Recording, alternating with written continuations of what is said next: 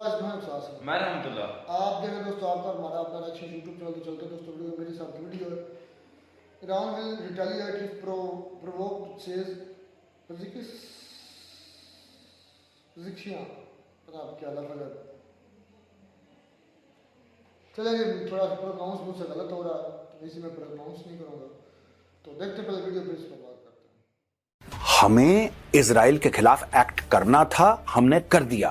इससे ज्यादा हम लड़ाई को बढ़ावा नहीं देना चाहते। ईरानी जो है बड़ी जंगजू कौम है और हम तो ये समझते थे कि सिर्फ आप ही हैं जो यहूदियों को और ईसाइयों को धूल चटा सकते हैं। ये आपने कौन सा डायलॉग मार दिया? हुथी कौन है, हमास कौन है? ये सब तो ईरान के प्यादे हैं। ईरान ने फाइनेंस करा, ईरान ने फंड करा, ईरान ने आइडियोलॉजिकल डायरेक्शन दिया, ईरान ने पैसा दिया। यूएन चार्टर के तहत इजराइल को पूरा अधिकार है इस चीज के जवाब देने का। और बॉस, इजराइल का जवाब ये लोग झेल नहीं पाएंगे।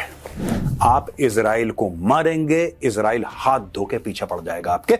ये यहूदियों का इतिहास है। ये लड़ाई शुरू नहीं करते हैं, ये लड़ाई खत्म करने वाली कौम है। मैं बता रहा हूं, ये खमेनी को घसीटेंगे, उसके घर से सड़कों पे घसीटेंगे लोग। तो फिर तख्ता कौन सी चीज है यार? तख्ता तो बड़ी छोटी चींटी है जब आपने समाज को ही पलट दिया, और वहां पे समाज पलटने के लिए बिल्कुल तैयार है। और पाकिस्तान, जैसा मैंने कल बताया था, पाकिस्तान ईरान को धोखा देगा अगर जंग होती है तो। पीछे से इनकी पीठ पे, इनकी कमर पे खंजर पाकिस्तानी फौज उतारेगी। ये मेरा वीडियो सेव कर लेना, और खासतौर से तुम पाकिस्तानी जो देख रहे हो, तुम ये वीडियो सेव कर लेना। तुम्हारी कौम ईरान को धोखा देने वाली है।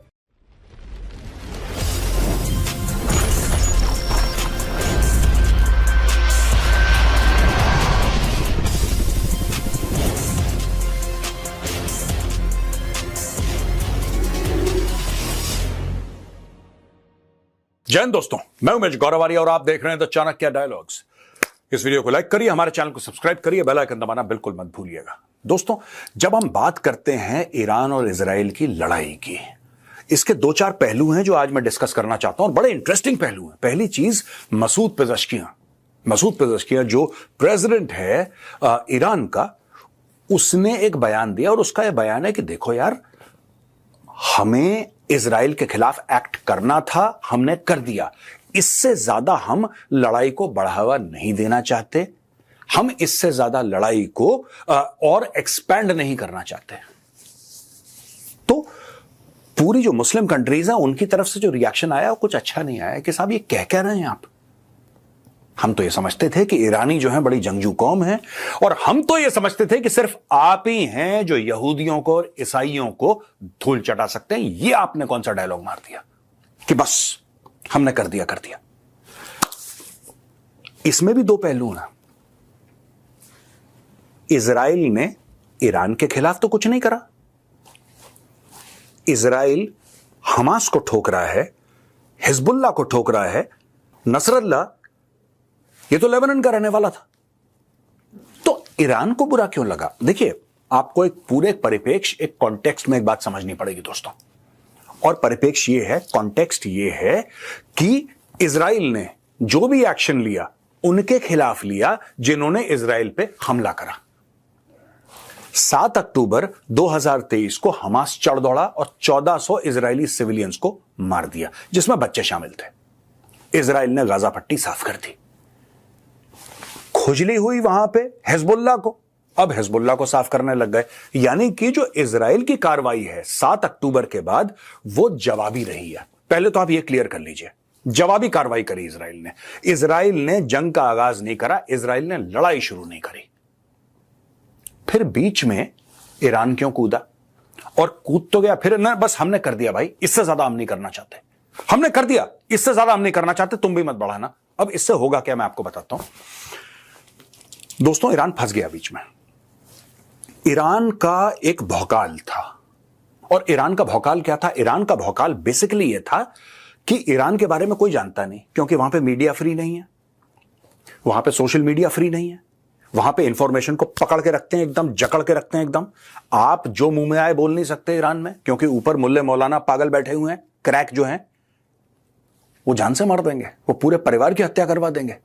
तो वहां पे फ्रीडम नहीं है, वहां पे आजादी नहीं है बोलने की, right? It's not a democracy, let's be very clear.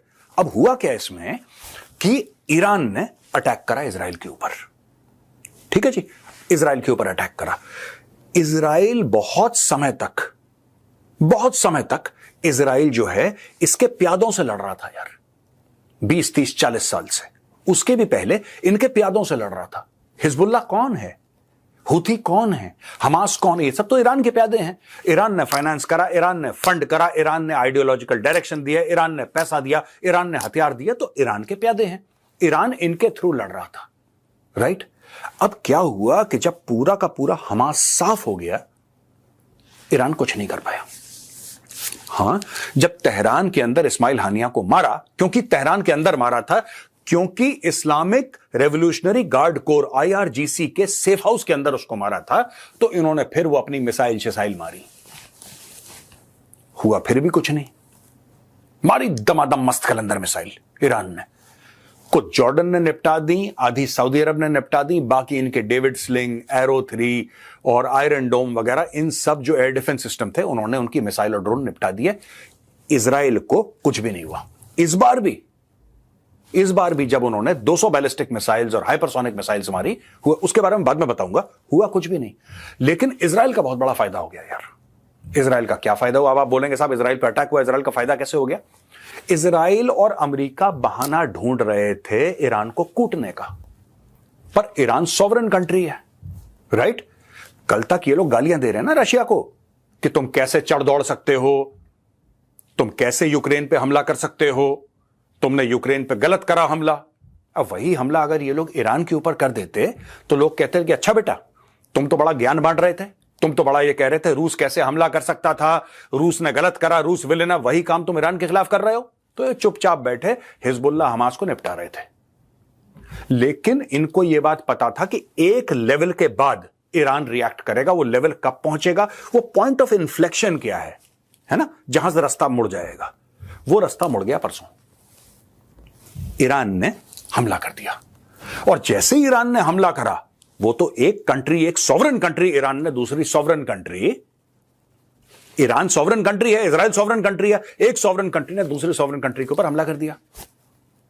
अब जैसे ही हमला हुआ, इजराइल की बल्ले बल्ले हो गई, क्योंकि इजराइल का कोई नुकसान नहीं हुआ। लेकिन अब इजराइल अटैक कर सकता है, और यूनाइटेड नेशंस, एंटोनियो गुटरेस, जो उसका हेड है, जो उसका जनरल सेक्रेटरी है, उसको तो मना कर दिया कि बेटा तुम इजराइल बिल्कुल मत आना। गिरे हुए इंसान, जब हमारे ऊपर अटैक होता है तब तुम्हारे मुंह से कोई बात नहीं फूटती, अब तुम कह रहे हो कि मैं आऊंगा इजराइल, बिल्कुल कोई जरूरत नहीं अंदर आने की। इजराइल ने उसको चमका दिया। उसने एक दिन के बाद ये जवाब दिया कि हाँ यार, इजराइल के साथ गलत हुआ है और किस तरीके से अटैक कर सकता है ईरान इजराइल को। अब यूएन चार्टर के तहत, जो यूएन चार्टर है, यूएन चार्टर के तहत इजराइल को पूरा अधिकार है इस चीज के जवाब देने का। और बॉस, इजराइल का जवाब ये लोग झेल नहीं पाएंगे। अब दोस्तों बात करते हैं ट्रू प्रॉमिस 2 की। ये ट्रू प्रॉमिस 2 है क्या? ये ईरान का वो ऑपरेशन है जिसमें ईरान ने एडवांस मिसाइल फायर करी। जो पहले फायर करी थी इस्माइल हानिया के मरने के बाद, वो तो ऐसी थी। इन्होंने अब बैलिस्टिक मिसाइल निकाली, हाइपरसोनिक मिसाइल्स निकाली, यानी कि ईरान ने यह दिखाया कि किस तरीके से स्ट्रेटेजिक लैडर पे अब वो ऊपर है, किस तरीके से नई टेक्नोलॉजीज वो इस्तेमाल कर सकता है। बिगाड़ फिर नहीं पाया इजराइल का कुछ, लेकिन उसने ये डेमोन्स्ट्रेट कर दिया कि इतने 1000 किलोमीटर दूर से मैं बैलिस्टिक मिसाइल मार सकता हूं। इजराइल ने यह डेमोन्स्ट्रेट करा कि वो मिसाइल मैं ठोक सकता हूं हवा में। दोनों के डेमोन्स्ट्रेशन हो गए। लेकिन युद्ध का आगाज किसने करा? जंग का जो आगाज है, युद्ध की घोषणा किसने करी? पहला कदम किसने उठाया? ईरान ने। अब ईरान ठोका जाएगा। दोस्तों, लोग बड़ा इसमें कंपैरिजन कर रहे हैं कि किसके पास कितने टैंक हैं, किसके पास कितने एयरक्राफ्ट हैं। इजराइल के पास इतने हैं तो इसके पास कितने हैं, तो इतने टैंक हैं, तो इतनी इन्फेंट्री है, तो इतनी आर्टिलरी है। ये सब बेकार की बातें। मैं आज आपको बता रहा हूं, आप ये वीडियो सेव कर लीजिए, ये लड़ाई ऐसे नहीं होने वाली। ना इजरायली फौजें घुस के ईरान के अंदर आएंगी, ना ईरान की फौजें सऊदी अरब पार करके और ये सब इराक विराक पूरा पार करके इजराइल घुसेंगी। ये नहीं होगा। ये सिनेरियो बिल्कुल 99.9% नहीं हो सकता। 100% तो नहीं कहना चाहिए जियोपॉलिटिक्स में, कल कुछ भी हो सकता है। अब दोस्तों मैं आपको बताता हूं कि पॉसिबिलिटीज हैं क्या। जमीन से लड़ाई हमने बोल दिया कि 99.9% नहीं होगी, तो भाई फिर कैसी लड़ाई होगी? लड़ाई इस प्रकार से होगी कि इजरायली जेट्स या इजरायली मिसाइल्स जैसे इजराइल के पास F-35 फाइटर जेट है, which is the finest 5th generation stealth aircraft in the world. ना चीनियों के पास ऐसी चीज है, ना रूसियों के पास है, किसी के पास ऐसा है ही नहीं मामला जो अमेरिका के पास है, ये दिखेगा ही नहीं। और ईरान के पास ऐसा रडार नहीं है कि F-35 को कैच कर ले। ठीक है, अब क्या ईरान इनकी रिफाइनरीज, ईरान के ऑयल वेल्स टारगेट करेगा? I think so. क्या ये इनके न्यूक्लियर इंस्टॉलेशंस टारगेट करेगा? मे बी, क्योंकि जो बाइडेन ने कह दिया यार न्यूक्लियर को हाथ मत लगाना, ये जो बाइडेन के डायलॉग है भैया। इजराइल हर समय अमेरिका की, देखिए दोस्ती इनकी अलग लेवल की है, बड़े क्लोज पार्टनर्स हैं, लेकिन fact of the matter is that Israel does not listen even to America. आप इजराइल को मारेंगे, इजराइल हाथ धो के पीछे पड़ जाएगा आपके। ये यहूदियों का इतिहास है, ये लड़ाई शुरू नहीं करते हैं, ये लड़ाई खत्म करने वाली कौम है। पहले तो एक बात मैं आपको बता दूं, अब इसमें हो क्या रहा है कि इसके कई आइटरेशंस निकल रहे हैं कि ये भी हो सकता है, ये भी हो सकता है, ये भी हो सकता है। तो कल जो मैंने बात करी थी और कल के वीडियो में बड़े अच्छे कमेंट्स आए, बड़ा प्यार मिला आप लोगों का, बहुत बहुत धन्यवाद आपका। कल जो मैंने समझाया था ना स्मार्ट बोर्ड पे दोस्तों, ये वही चीज है, बात है तख्ता पलट की ईरान के अंदर। और तख्ता पलट भी कैसा? तख्ता पलट ऐसा कि जब लोगों को यह पता लग जाए, जब लोगों को यह यकीन हो जाए कि हम सड़क पे निकलेंगे और हमें मारा नहीं जाएगा, मैं बता रहा हूं ये खमेनी को घसीटेंगे, उसके घर से सड़कों पे घसीटेंगे लोग। They are waiting, they are waiting. यहां पे सोशल मीडिया में चल रहा है कि ईरानियन का एक उसका ट्वीट है, कुछ ऐसी है, कल मैंने देखा था, वो सेलिब्रेट कर रहा है। लोगों ने पूछा भाई तू इतना पागलों की तरह क्यों नाच रहा है? नसरल्ला कोई तो मारा है, नसरल्ला को मारा है, तो तू इतना पागलों की तरह क्यों नाच रहा है? तू तो ईरानी है। वो कह रहा है भाई अगर ये नसरल्ला को मार सकते हैं, राइट, तो खमेनी को भी मार सकते हैं लोग। तो he is celebrating that possibility. तो जो ईरानियंस हैं दोस्तों, ये इनको लाइक नहीं करते, बिल्कुल लाइक नहीं करते इनको, अपने मालिकों को, जो इनके आका बैठे हैं ऊपर ना, जो मौलवी मौलाना मुल्ले हैं, ये पागल पूरे ऊपर जो बैठे हैं, दे डोंट लाइक, इनको बिल्कुल पसंद नहीं है। इनको बस दबाया गया है, जब इनको मौका मिलेगा चीर फाड़ देंगे। और यही जो है, यही बैटल प्लान अमेरिका का भी होगा और यही बैटल प्लान इजराइल का भी होगा कि हम कुछ ऐसा करें, कोई टैंक वैंक भेजने की जरूरत नहीं, हम कुछ ऐसा करें वहां पे कि सोसाइटी में विद्रोह हो जाए। ये सोसाइटी बार बार विद्रोह करती है, तो कोई नई बात नहीं है। इजरायलीज को नई बात नहीं कर रहे, अमेरिकन को नई बात नहीं कर रहे। कोई इनके न्यूक्लियर एसेट्स पे हमला नहीं करेगा। उदाहरण के लिए मैं ये नहीं कह रहा नहीं करेगा, नहीं करेगा इन द सेंस कि अगर ये चीज करते हैं, ये वाला प्लान अगर लाते हैं लोग, सोशल अनरेस्ट वाला, तो फिर ये नहीं करेंगे आप लोग। फिर आप कहेंगे कि नहीं, जब आपने समाज को ही पलट दिया तो फिर तख्ता कौन सी चीज है यार? तख्ता तो बड़ी छोटी चींटी है जब आपने समाज को ही पलट दिया। और वहां पे समाज पलटने के लिए बिल्कुल तैयार है। एक डर का माहौल है वहां पे कि यार सीक्रेट पुलिस जो है वो उठा के ले जाएगी, इंटेलिजेंस एजेंसी वाले उठा के ले जाएंगे। लेकिन अगर उनके हेडक्वार्टर पे ही बम मार दिया और लोगों को यह लगा कि ईरान की फौज तितर बितर हो रही है, भाग रही है, अब उनकी फौज वो जुल्म उनके ऊपर नहीं कर पाएगी जो करती चली आ रही है, तो लोग विद्रोह करेंगे। लोगों ने पिछले 2-3 साल बहुत विद्रोह करा है ईरान में भैया, बहुत विद्रोह करा है। औरतें सड़क पे आ गई, आदमी सड़क पे आ गए, लोगों को गायब कर दिया उनकी पुलिस ने, मार मार के हत्या कर दी लोगों की। फिर भी लोग आ रहे हैं, हिजाब जला रहे हैं। पूरा हिजाब के चक्कर में बहुत फसाद हुआ है, बहुत फसाद हुआ है दोस्तों। और यह फसाद दोबारा होगा ईरान में। That will be the cornerstone of the war between. ये जो है इतने टैंक हैं, इतनी मिसाइल है ना, ये टैंक मिसाइल का खेल बाद में, ये भी होगा टैंक मिसाइल का खेल, इन द सेंस कि मिसाइल मारेंगे, प्लेन मारेंगे, टैंक्स वैंक्स नहीं आएंगे। अब इसमें एक बड़ा इंपॉर्टेंट फैक्टर है पाकिस्तान का। मैंने भी कल ये समझाया था आपको, दोबारा समझा रहा हूं, यही बात मैंने भी कल समझाई थी ना आपको। देखिए पाकिस्तान कह के पाकिस्तान के मीडिया में बड़ा डिस्कशन चल रहा है कि साहब ये हो गया और ईरान ये कर देगा, वो कर देगा, जैसी बातें करते हैं ये लोग पाकिस्तानी। आपको पता ही है education level is not high. Actually मैं पाकिस्तानियों को गलत नहीं मानता इसमें, there education level is not high. इनमें बड़ा बेसिक लेवल का एजुकेशन होता है पाकिस्तान में। जो पाकिस्तान में इवन जो हायर एजुकेशन है, जो पाकिस्तानी यूनिवर्सिटीज हैं, जो हायर एजुकेशन, जो कहती हैं कि हम लोग हायर एजुकेशन प्रोवाइड करते हैं, even they are extremely at a basic level. तो मेंटली इतने इवॉल्व नहीं हो पाए पाकिस्तानी। अब ये लोग क्या है कि स्टूडियो में बैठ के हल्ला कर रहे हैं कि ये हो जाएगा, ये हो जाएगा, ऐसा कर देंगे, वैसा कर देंगे। देखिए बात यह है, मैं पाकिस्तानियों को वाजे तौर पे, मैं इसलिए नहीं कि मैं आपसे नफरत करता हूं इसलिए मैं बात कह रहा हूं, मैं नफरत करता हूं, ये बात सच है। लेकिन जो मैं कह रहा हूं that is not based on hatred for you, which I have anyway, but I am saying it because of a practical perspective that I have. देखिए इनकी जो फौज है ना, ये सबको कंट्रोल करती है। इनके मीडिया को, इनके सोशल मीडिया को, इनके जजेस को, सबको इनकी फौज कंट्रोल करती है। इनकी फौज अभी क्या, अमेरिका से कौन से बयान आए हैं पिछले हफ्ते, 10 दिन, 15-20 दिन में? Pakistan is a very good friend, Pakistan हमारा बड़ा क्लोज कॉन्फिडेंट है, पाकिस्तान पे हमें पूरा भरोसा है, पाकिस्तान और हमारी रिलेशनशिप बड़ी मजबूत है। ये क्यों डायलॉग अमेरिका मार रहा है? भाई पाकिस्तान में कौन से तेल के कुएं निकल गए जो अमेरिका को चाहिए? कुछ तो निकला होगा पाकिस्तान में कि अमेरिका बहादुर इतना खुश है। क्यों? अब पाकिस्तानी कह रहे हैं हमारे पास एटम बम है। दिमाग से पैदल लोग है ना, कौमी पैदल है दिमाग से। तुम्हारे पास एटम बम सबके पास है यार, कोई गाना नहीं गाता। आपने कभी इजराइल को देखा है बोलते हुए हमारे पास एटम बम है, हमारे पास एटम बम है? कभी इंडिया को देखा है बोलते हुए? चाइना को देखा है? रशिया को देखा है? कोई नहीं बोलता, छोड़ के पाकिस्तानी। पूरी 25 करोड़ की कौम बावली हो रखी है एटम बम के पीछे। ठीक है, we'll come to that later some other day. अब दोस्तों बात यह है कि इनकी फौज की तारीफें, इनकी फौज को पैसा, कभी पोलियो के नाम से, कभी गर्ल्स एजुकेशन के नाम से, कभी जेंडर इक्वालिटी के नाम से, कभी कल्चर के नाम से, कभी किसी के नाम से, इनको 20-50 मिलियन 100 मिलियन मिलते रहते हैं। छोटा छोटा पैसा अमेरिका इनको देता रहता है। ये पैसा कहां जाता है इसकी कोई अकाउंटिंग नहीं है दोस्तों। अमेरिका बेसिकली इनकी मिलिट्री लीडरशिप को घूस दे रहा है, इनकी पॉलिटिकल लीडरशिप को घूस दे रहा है। घूस देने का डायरेक्ट तरीका है। ठीक, general Asim Munir, we are giving you $100 million for girls education. क्या गर्ल्स एजुकेशन इन्होंने करना है यार? क्या गर्ल्स एजुकेशन करना है लोगों ने? यहां पे एजुकेशन, जो वहां पे पढ़ा लिखा पाकिस्तानी तो बाहर पढ़ता है, he goes and studies outside और she goes and studies outside. यार पाकिस्तान के अंदर कौन पढ़ रहा है यहां पे? तो दोस्तों बात यही है कि पाकिस्तानी आर्मी इस पूरे मामले में वही करेगी जो उससे कहा गया है। अमेरिका बहादुर वॉशिंगटन डीसी से या पेंटागन से हुक्म जारी करेगा कि गुलाम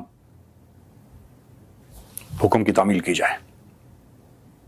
जी बादशाह सलामत, हुक्म करें, जाओ। और पाकिस्तान, जैसा मैंने कल बताया था, पाकिस्तान ईरान को धोखा देगा अगर जंग होती है तो। आप मेरे वर्ड्स नोट करिए, वीडियो सेव कर लीजिए। पाकिस्तान धोखा देगा। एक तो इसकी फितरत में धोखा, दूसरा ये पैसा खा चुका है अमेरिका से। पाकिस्तान धोखा देगा ईरान को और इसके लोग कुछ ना कुछ कुरकुर करेंगे फिर, क्योंकि वहां पे मिलिट्री कंट्रोल्स था पाकिस्तानी मीडिया, वो मीडिया फिर एक नैरेटिव चल जाएगा। इन्होंने जो बमबारी करी थी ना ईरान के अंदर अभी थोड़े समय पहले, मैंने तब भी बोला था, मेरा पुराना वीडियो आप जाके देख लेना, मैंने बोला था और ये बात मैं कई बार पहले बोल चुका हूं। अमेरिका ने जो 450 मिलियन दिए हैं इनको F-16 जेट्स के लिए कि इसमें अपने पुर्जे चेंज करा लो, नए वेपन्स ले आओ, इसमें मेंटेनेंस कर लो, इसका वॉशर चेंज कर लो, भैया सब साफ सूफ कर लो, कार्बोरेटर जो भी होता है जहाज के अंदर, मुझे नहीं पता। $450 मिलियन काहे के लिए दिए हैं? क्या गरज आई है अमेरिका को उनको पैसे देने की? भाई अमेरिका पैसे देगा, क्यों देगा? कुछ अमेरिका को वापस, आप जब किसी को 100 रुपए दोगे तो आप कुछ चाहते हो ना उसके बदले में। यही तो कह रहा हूं मैं, और क्या कह रहा हूं। अमेरिका पाकिस्तान को दे रहा है, अमेरिका पाकिस्तान से क्या चाहता है? चाहता क्या है आखिर? अगर अमेरिका ऑलमोस्ट $500 बिलियन एक शॉट में दे रहा है, $450 मिलियन एक शॉट में अगर पकड़ा रहा है पाकिस्तान को, तो क्यों पकड़ा रहा है? कारण क्या है? What is the reason? वजूहात क्या है? क्यों? उनकी शक्ल पसंद है, उनकी आदतें पसंद है, क्या है? उनको पता है कि बिकाऊ कौम है, उनको पता है कि मर्सनरी आर्मी है, उनको पता है कि हम इनको पैसा देंगे और जिस दिन हम फोन करेंगे कि बेटा तुम एक्टिव हो जाओ, ये अफगानिस्तान में इस्तेमाल होंगे फाइटर जेट, जो कि हो चुके हैं 1-2 बार, ये ईरान में होंगे। आप देखना, जब ईरान अपने अंदरूनी मामलों से जूझ रहा होगा, जब वहां पे इजरायली बमबारी चल रही होगी, जब वहां पे अमेरिकन शिप्स इनकी मिसाइल को शूट डाउन कर रहे होंगे, right? I am talking about USS Harry Truman, I am talking about USS Abraham Lincoln, जो 2 कैरियर ग्रुप्स में, gulf of Oman, Mediterranean sea, right? जब ये ईरान की मिसाइल को शूट डाउन कर रहे होंगे, उस वक्त पीछे से इनकी पीठ पे, इनकी कमर पे खंजर पाकिस्तानी फौज उतारेगी। ये मेरा वीडियो सेव कर लेना, और खासतौर से तुम पाकिस्तानी जो देख रहे हो, तुम ये वीडियो सेव कर लेना। तुम्हारी कौम ईरान को धोखा देने वाली है, मेजर गौरव आर्या ने बोल दिया, लिख लो पत्थर में, सेव कर लो। और ये जो पाकिस्तानी जो तुम हल्ला कर रहे हो ना कि हम ईरान के साथ हैं, आलम इस्लाम, ओ बेवकूफों, तुम्हारा जो गवादर है ना, तुम्हारा जो गवादर है, मैप पे चेक करो चाबहार कितनी दूर है, चेक करो मैप पे। तुम्हें यही समझ में नहीं आया कि गेम क्या है? आलम इस्लाम, आलम इस्लाम। मदरसा छापो, तुम्हारे गवादर का गेम बजाने के लिए चाबार ने जन्म लिया है। ठीक है, ईरान और भारत मिले हुए हैं तुम्हारे चाबहार से तुम्हारे गवादर का गेम बजाने के लिए। समझ गए? आलम इस्लाम में ये होगा। पैदल कौम है 25 करोड़ की, पूरी दिमाग से पैदल। इनको पता ही नहीं गेम क्या चल रहा है अंदर। एक और बात बता दूं मैं तुम पाकिस्तानियों को, क्योंकि तुम्हें नहीं पता है, अखबार वगैरह पढ़ते नहीं हो तुम लोग। इंडियन नेवी के 3 जहाज ईरान के सामने एक्टिव हो गए हैं। वो कह रहे हम ट्रेनिंग करने गए हैं ईरान के पास। We have gone for training. Iran और पाकिस्तान का बॉर्डर मिलता है कि नहीं मिलता?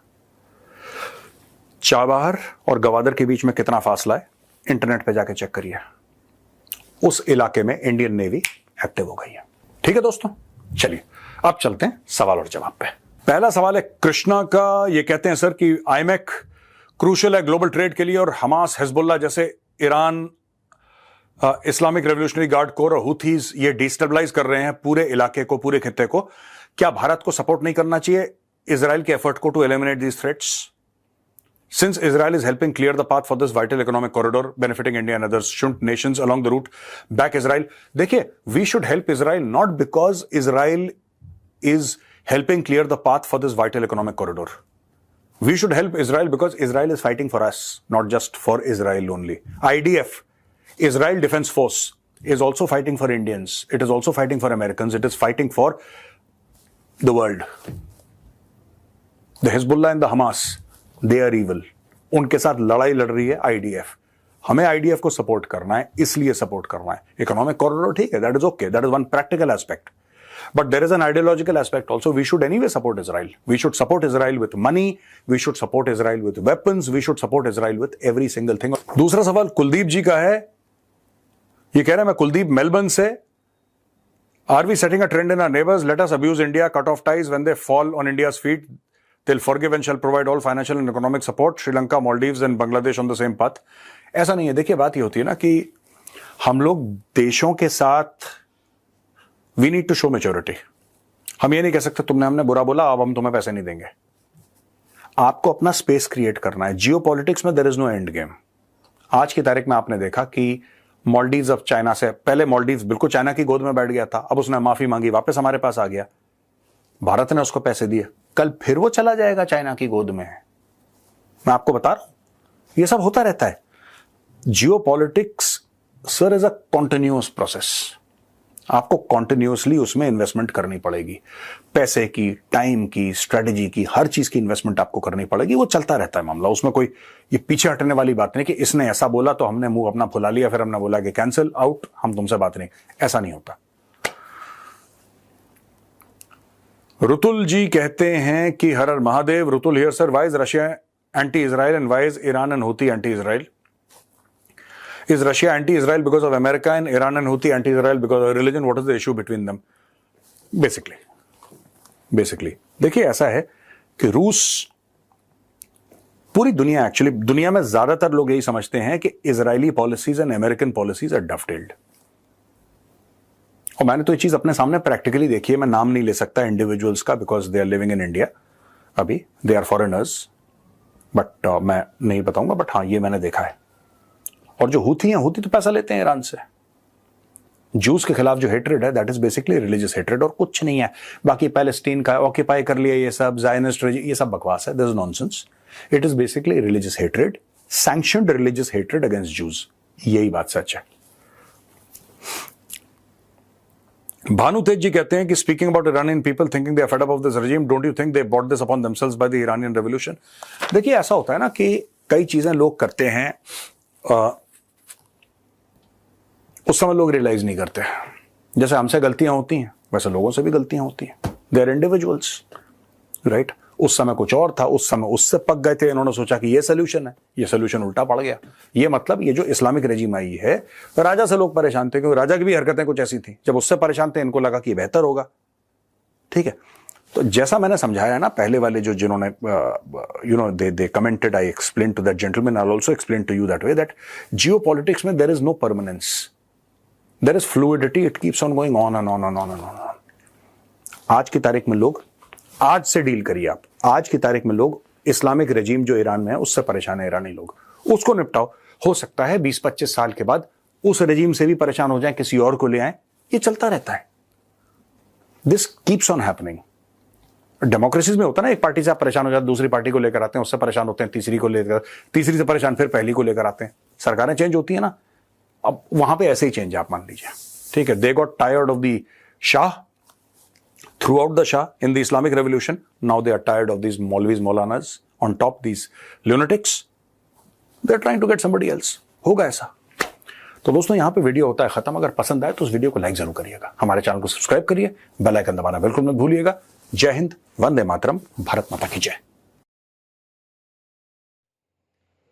तो ये दोस्तों वीडियो होगी खत्म। दोस्तों आज मेजर साहब ने झूठ ऑफ द सेंचुरी एक मारा, लिख लो ये। देखो ये क्या, ये झूठ मारेंगे, मैं छोड़ूंगा नहीं इनको भी, मैं भी झूठ ऑफ द सेंचुरी बोल दिया। तो ये कौन सा है? पहले एक सेकंड मेरी बात नहीं हुई। वो झूठ क्या है, गौर से वीडियो देखना।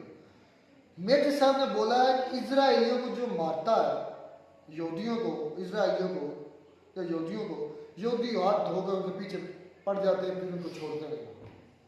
झूठ of the century, lie of the century. क्या जर्मनी ने मारा नहीं था? 60 लाख, कमो बेश, या कम है या ज्यादा है, 60 लाख यहूदियों को पता है कितनी दर्दनाक मौत मारा था।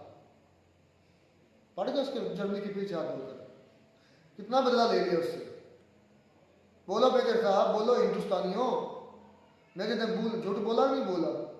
60 लाख यहूदियों की उसने मां बहन एक कर दी हिटलर ने, जर्मनी ने। कितना बदला लिया? 60 लाख मार लिए जर्मन, 60 लाख मारे हैं फिर यहूदियों ने। चलो 60 लाख नहीं, 30 लाख ही मार देते, 30 नहीं 15 लाख ही मार देते, और एक कुत्ते ही मार देते, उनकी गली का बदला लेते हैं। आज के कह लें कि जो इसराइली एक गंद जो है उसकी कह लें कि जो टोटल मेरे साथ इस तरह झूठ ना बोला करें। कुछ लोग आगे से पहले जानने वाले, थोड़ा बहुत उनके पास बिलम होता है, इस तरह आप छोड़ा ना करें छापर जो हवा में छोड़ देते हैं। अच्छा, उसकी तकरीबन कह लें कि जो पॉपुलेशन है वो करोड़ के लगभग है, करोड़ पूरी नहीं है, करोड़ से कम ही है। तो जो हिटलर ने मारे थे उनको मौत गाट डाला 60 लाख, कह लें कि लगभग जो है ना तकरीबन एक पूरे मुल्क की आबादी को उसने खत्म कर दिया था। उन्होंने क्या किया था? क्या कर रहे? कुछ भी नहीं किया। क्या उखाड़ लिया है जर्मनी का? कोई जर्मनी का कुत्ता ही मार देते जर्मन शेफर्ड। कुछ भी नहीं भी किया, और ना ही में करने की कह लें कि सलाह थे जर्मनी के खिलाफ। अभी जिंदा नहीं है जर्मन, उधर उनकी नस्ल नहीं आ गई, हिटलर की नस्लें हैं। हिटलर जिन्होंने मरवाए थे, जो जनरल कर्नल मेजर थे, सारे उनकी नस्लें आगे हैं कि नहीं है? क्यों नहीं मारते? दम नहीं है, पता है आगे से छितर पड़ जाते हैं, पता है आगे से उन्होंने फिर माँ बहन एक करके नहीं मारी। अच्छा, ईरान की बात आई, कितनी सिविलाइजेशन अपना सॉरी एम्पायर्स आए थे, कितने कह लें कि कब्जा माफिया ग्रुप आए थे। ईरान पर किसने कब्जा किया था और कितना अर्सा किया था? ये जो लोग अपना मेजर कह रहे हैं, चंगेज खान ने भी पर्शियन एम्पायर को फतह किया हुआ नहीं, फर्स्ट नहीं भी किया हुआ, क्या हो गया? उसके बाद रशिया ने भी, रशिया कहाँ से आया था? रशिया आई थिंक नहीं भी किया, क्या हो गया? मुसलमानों ने उसको फतह किया पर्शियन एम्पायर को। उसको तो ये क्या एम्पायर का नाम क्या था? एक तो थी रोमन एम्पायर, एक थी पर्शियन एम्पायर। यहाँ यही थी, खुसरो बख्तियार, ये इस तरह का नाम था, खुसरो परवेज, रुस्तम एशिया था, मुझे नाम नहीं उसका आ रहा। तो उस वक्त मुसलमानों ने इनको फतह किया था पर्शियन एम्पायर को। मैं सबसे पावरफुल यही दो एम्पायर थी, रोमन एम्पायर थी और ये पर्शियन एम्पायर थी। इन दोनों को धूल चटा दी थी मुसलमानों ने। और वो मुसलमान जिनके पास ना कोई साजो सामान हुआ करते थे पूरे, ना कोई लड़ने के जंगी हथियार होते थे, बस एक चीज़ थी जो सही जज्बा था, वो होते असल जज्बे वाले। तारिक बिन ज़ियाद ने किश्तियाँ जला दी थी, उन्होंने कहा यार लड़ना है, मरना है, यार वापस तो हम जा ही नहीं सकते। तारिक बिन ज़ियाद की जाओ हिस्ट्री पढ़ो, क्या वैसे भी मरना है, लड़कर भी मरना है, बेहतर है कि जवान मर्दी से लड़ो, शहादत पाओ और जन्नत में जाओ। मैं जज्बे की अगर बात करूँ ना, तो एक मुसलमान की, हमारे गांव के एक बंदा था, पुलिस में भर्ती, पुलिस में कह लें कि ना इंस्पेक्टर था। तो वो मैंने अभी लेटेस्ट ये वाकया सुना, और वो शहीद हो, वाकई बड़ा जो है ना, वो उसकी मैंने बात और सुनी। यार एक- बस लेवल पर बात नहीं कर रहे, तुम पता नहीं किसकी, मैं जज्बे की बात कर रहा हूँ, क्योंकि हम पाकिस्तानी जज्बा जज्बा हमारे लोग कहते हैं, लेकिन उस जज्बे को क्या, उनको पता नहीं कि जज्बा होता क्या, ये उस पर अमल नहीं करते। अच्छा, वो जब गया ना डाकुओं के पीछे गया, जाहिर बात पुलिस डाकुओं के पीछे जाती है, तो जब वो किसी को पकड़ने के लिए गया, तो यार ये रेलिवेंट एग्जांपल दे रहे थे। उस डाकू ने ये कहा, मुझे बात कर लेने दो, उसने कहा कि भाई तुम जो जो है ना, बिल्कुल बेतुका बेमान एग्जांपल तो तुम वो देते हो, इसमें अब मुसलमानों का जज्बा और डाकू और एक पुलिस वाले के जज्बे से कितने कंपेयर कर रहे हो? यार वो मुसलमान था मेरे क्या भाई। डाकू मुसलमान नहीं था? पता नहीं उसका, मुझे नहीं पता। ये रेलिवेंट मैं कहता हूँ एग्जांपल ना दिया करो। वो हक में था, जो पुलिस वाला था वो हक के साथ था। अगर शायद वो दूसरा ये जो कह रहे हैं मुसलमान अच्छा था, बोलो जल्दी कंप्लीट करो। तो उसने, डाकू ने उस पुलिस वाले को ये बात की कि यार तुम जो है ना मेरे, तो कह रहे हो कि करीबी, तुम मेरे रिश्तेदार हो, तो तुम वापस यहाँ से मुड़ जाओ। तो पुलिस वाले ने कहा कि ये जहाँ जा सकते, लेकिन मैं वापस नहीं जा सकता। तो उसने कहा भाई तुम कलमा पढ़ लो, फिर तैयार हो जाओ। तो उसने छाती पर गोली खा ली, लेकिन पीठ दिखाकर वहां से भागा नहीं है। इस मुसलमान इस इतने जंगें जब होती अगर रही, आपने एग्जांपल देनी गैर है मुस्लिम के तारिक साथ- बिन ज़ियाद की दो, अगर एग्जांपल आपने देनी है तो खलीद बिन वलीद की दो, यार मैं उधर ही एग्जांपल आ रहा आपने हूं। देनी है तो जो जंग जो मुसलमानों के हो चुके हैं उनकी जवाब एग्जांपल दो, जिन्होंने आज यूरोप से उठे थे और पूरी दुनिया आलम, पूरी दुनिया पर अपना कब्जा जमा लिया था, उनके एग्जांपल दो। पूरी ये दुनिया को पुलिस- पता किया हुआ है। मैं यार उधर ही आ रहा था, क्या होगा नीचे से ऊपर जाते हैं। मैं आज पुलिस अब चोर की क्या एग्जांपल तुम दे रहे हो? अच्छा, तो इसी तरह आप भी जानते हैं, जो आप बातें करते हैं हकीकत का आपको भी पता, आप जलसी में बातें करते हैं। आप क्रिश्चियन की तो बातें नहीं करते, क्रिश्चियन के खिलाफ तो इतना नहीं है, यहूदियों की तो बातें नहीं करते, क्योंकि मुसलमानों में वो पावर है, मुसलमानों में पावर थी, कोई मुसलमानों ने है। पूरी दुनिया को कहने के फतह किया हुआ है, इसलिए पूरी दुनिया मुसलमानों के खिलाफ है। जितने भी गैर मुस्लिम है वो मुसलमानों के खिलाफ, उन्हें वो खास किस्म का को कीड़ा पाया जाता है मुसलमानों के खिलाफ, इस्लाम के खिलाफ। चले खैर हम इधर वो बातें ऐसे नहीं करेंगे, लेकिन बात इतनी है, मेरे साहब ने कहा कि ईरान को निपटाया, हिजबुल्लाह को निपटाया, हौथी को निपटाया, हमास को निपटाया, तो इजराइल सही कर रहा है, इजराइल वो कर रहा है, इजराइल ने मतलब अच्छा। जवाबी हाँ। कार्रवाई की है, पहले हमला नहीं किया। तो शुरुआत से शुरू करते हो, कौन आगे में बैठा था, जमीन कौन किसकी खा रहा है? इजराइल खा रहा है ना फिलिस्तीन। यार ये कमेंट्स में एक भाई कह रहा था कोई नई एग्जांपल दो, यानी कि उन्होंने नहीं मानना, पता उनको भी है लेकिन उन्होंने नहीं माना। क्या जो नई मर्जी एग्जांपल करो। दो? वो कहते थे आप यूपी वाली एग्जांपल देखना कि अपने यूपी पर ये फिट करो, अपने इंडिया पर फिट करो, कि इस तरह वो खा जाए तो फिर क्या करोगे। तो वो भाई एक कमेंट में कह रहा था कि यार ये पुरानी एग्जांपल होगी। तो मैंने उसका माइंड चेक किया, मुझे पता लगा पता इनको हकीकत का सभी को, लेकिन वो इस बात को माने नहीं कि नहीं ना माने, पता तो है ना आपको भी, ये काफी है। हाँ ये बड़ी बात है। और मेजर साहब ने कहा है, बात आई पाकिस्तान आर्मी की, पाकिस्तान पे कि जब पीठ पीछे छुरा। हाँ, तो भाई यूएसए की रिपोर्ट आई थी, उसने ये कहा था, यूएसए की या यूके की किसी न्यूज एजेंसी की ये रिपोर्ट थी, उसने कहा है कि पाकिस्तान जो अपना शाहीन 3 है, ये हो सकता है कि ईरान को दे दे हमले के लिए। हाँ उसने कहा था हमले के लिए नहीं था वो, शाहीन 3 की उसने बात उसकी की। टेक्नोलॉजी शेयर होगी, इस तरह का होगा, इस तरह मिसाल उन्हें उसने कहा था कि ये मिसाइल देगा। ये बड़ी न्यूज चर्चा में रही है और इसको तकरीबन 2 मंथ हो चुके हैं, शायद आपको ज़हन पर ना हो, ये हुआ था। मिसाइल टेक्नोलॉजी तो अब ईरान ने भी काफी डेवलप हाँ, कर दिया उसकी है। भी अच्छी है। देख ले वो कितना दूर, कम से कम 2000 किलोमीटर दूर बैठा है ईरान और इजराइल, फिर भी कहाँ गया आयरन डोम, कहाँ पर बड़े बड़े सिस्टम गए, कहाँ यूएसए की आर्मी गई जो रेड सी में डिप्लॉय, कहाँ पर गए, और कुछ भी आयरन नहीं। डोम को तोड़ के चीरते हुए वो गए हैं सारे उसके, जो काफी हद तक एक भाई वो कमेंट में कह रहा था, मैं थोड़ा सा मेरे पास टाइम था तो मैं कमेंट चेक कर रहा था, तो वो भाई कह रहा था कि आपको पता ही नहीं है। तो मैंने कहा कि भैया मैं क्या पता नहीं, मैंने कमेंट चेक किया ना, मैंने कहा को पता नहीं, कोई मौजूद ही हो गया, मेरे को पता नहीं है। उसने कहा कि जो मिसाइल गिरे हैं ना, वो डिस्ट्रॉय खत्म होकर गिरे हैं, उसके टुकड़े जो पार्ट्स हैं वो जाकर गिरे हैं नीचे। और भाई क्या पता ना, वो उसने हवाला दिया ना, उसने किसी रिपोर्ट का ना हालांकि प्रशांत साहब ने खुद माना है कि मिसाइल जब मिसाइल हिट की है ये प्रशांत तो यार ये वीडियो सामने नजर आ रही है, बहुत ज्यादा इस मरतबा हिट की जो है। खाली मिसाल गिरता ना, मतलब डिसमिस होकर, उसकी ना ही कोई चिंगारी निकलती है बाद में गिरने के बाद, ना ही धमाका होता, ना ही कोई शुआएं उठती हैं, ना ही आग के लपटे उठते हैं। तो जो हमने वीडियो देखी उसके अंदर इजराइल के अंदर जो मिसाइल गिरे, उनके गिरने के बाद धमाके भी हुए हैं, धमाके के बाद शुआएं और आग के एक लपेटें भी उठी हैं, बड़ी ऊंची ऊंची लहरें समझ। उसकी मैंने वीडियो आई देखी, उसकी जो बिल्डिंग थी और उसके जो एयरबेस थे, 3 एयरबेस डैमेज हुए हैं। और वो भाई कह रहा था कि नहीं जी उन्होंने आबादी के जो वहाँ पर आबादी नहीं थी जहाँ पर वो मिसाइल गिरे हैं, आयरन डोम को चीरा, चीर कर गया भाई, कोई आयरन डोम कोई कुछ नहीं है यार हुथियों ने इन पर हमला किया था सुपरसोनिक मिसाइल से, उसको आयरन डोम नहीं रोक पाया, उसको भी हिट कर दिया था। एक मिसाइल उनके था। ब्रिज पर जब एक मिसाइल उन्होंने छोड़ा हाँ। था, टेस्ट किया था कि क्या करता है, उनके ब्रिज को हिट किया था जाकर।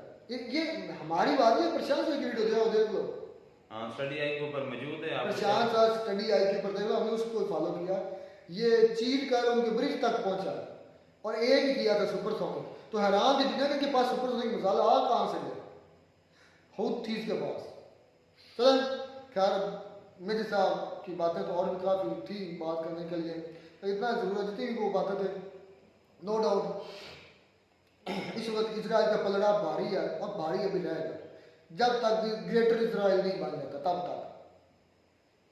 ग्रेटर इजराइल के अंदर जॉर्डन भी है, सऊदी अरब भी है, ईरान का हिस्सा भी है, शाम भी है, इराक भी है, लेबनान भी है, मिस्र भी है। ये ग्रेटर इजराइल का नक्शा मैंने देखा था, तो ये अहादीस के मुताबिक सच होना है, और उसके बाद फिर कुत्तों को मलिया मेट होना है। वक्त आएगा, ये वक्त पर हमारी बातें सच, हमारी नौज़बिल्लाह क्या, हमारे नबी पाक सल्लल्लाहु अलैहि वसल्लम की बताई बातें अटल होकर नहीं। मिलता नई वीडियो में, नाटक साथ, गॉड ब्लेस यू।